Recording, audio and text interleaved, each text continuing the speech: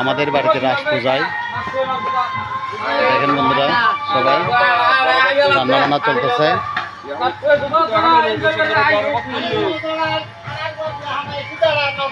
সব প্রসাদের ব্যবস্থা, প্রসাদের আয়োজন নিয়ে সবাই ব্যস্ত।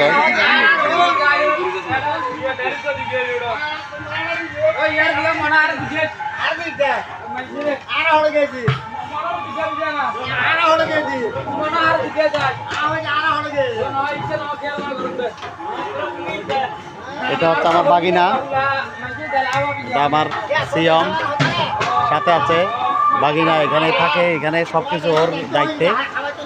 দেখেন বন্ধুরা সবাই, ও কিন্তু সব কিছুতেই আছে, ওরে সব কিছু ব্যস্ত। বাগিনা ব্যস্ত মাঝে বাগিনাকে নিলাম, একটু তুলে ধরলাম। এই রাস নিয়ে খুব ব্যস্ত, 3 মাস ধরে বাগিনা আমার।